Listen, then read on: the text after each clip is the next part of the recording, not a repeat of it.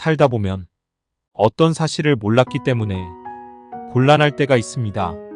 때론 뭘 모르는지도 몰라서 삶이 고달플 때가 있습니다. 그때는 희망을 살아가는 힘이 필요합니다. 이때 작용하는 힘이 믿음입니다. 숨겨졌지만 밝혀진 자연현상이나 혹은 앞으로 밝혀질 수 있는 진실들, 이것은 믿음의 영역이 아닙니다. 정보 처리의 영역입니다. 정보는 채택되어 처리되어야 하는 순발력의 관리 문제이기에 믿음의 문제처럼 다뤄선 안 됩니다. 믿음의 문제는 희망의 문제입니다. 믿음은 노력의 문제가 아니라 태도의 문제입니다. 왜냐하면 어떤 믿음을 뿌리로 두었느냐에 따라 사람 말과 행동은 달라지기 때문입니다. 즉 인생의 숙제 같은 문제를 만났을 때 지식을 공부하고 정보를 수집하는 노력이 필요하지만 이 노력이 어떤 믿음을 뿌리로 작동하는지는 전혀 다른 차원의 상황을 만들게 된다는 뜻입니다. 어두운 산길에서 길을 잃고 다치면 안전을 위한 지혜와 정보가 필요합니다. 그래서 별을 찾고 방향을 찾아 하산하던가 구조 연락을 위한 조치가 있어야 됩니다. 할 수 있는 것은 하나도 안 하고 구조되기를 희망한다고, 믿는다고, 간절히 바라고만 있다면 이것은 그저 판단력 부족일 뿐입니다.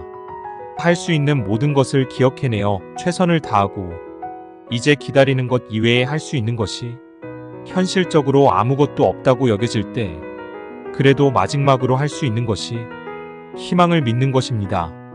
희망을 진실로 믿게 되면 그 믿음으로 나오는 생각과 말과 행위가 시작됩니다. 이런 성찰을 하다 보면 희망과 정보는 서로 다르고 다른 차원의 가치이지만 희망을 뿌리로 연결될 수 있음을 알 수 있습니다.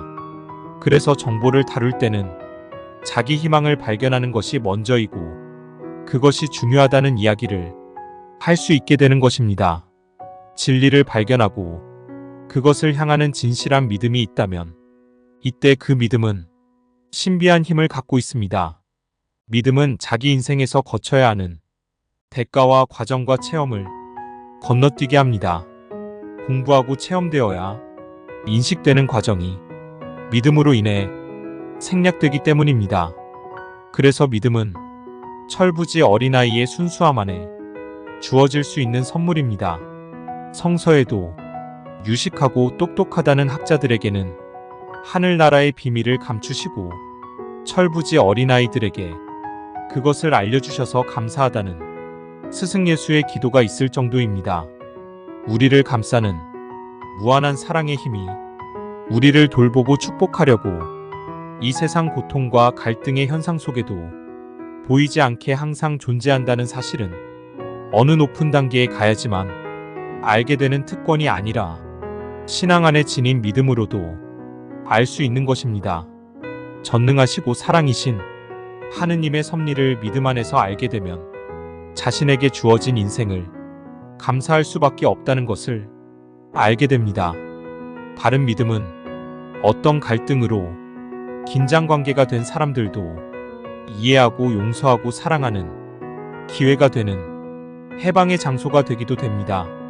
믿기 위해서 공부해 온 것과 알아내기 위해서 믿어온 것은 이럴 때 분명히 드러납니다. 삶에서 겪게 되는 아픔이 고통스러운 상처로 남겨져도 믿음의 인간은 그 아픔을 하느님과 만나는 장소로 사용할 수 있습니다. 그래서 때론 아픔을 아픔으로 느껴보는 방법도 괜찮은 것 같습니다.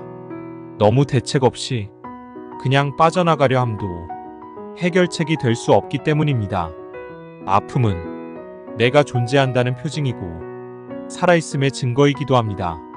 스승 예수의 가르침으로 진실한 믿음을 알게 되고 그 믿음을 지니게 되어 그 믿음 때문에 어떤 고난 속에도 삶이 사라지며 삶이 흘러가는 것, 이것은 참 믿음을 지닌 자들의 삶 안에 섭리로서 작용되는 사랑의 축복입니다. 인간이 어떤 믿음을 지니고 있다는 것은 모두 그만한 사연과 이유가 있는 것 같습니다. 참다운 믿음은 그냥 생기는 것이 아니기 때문입니다.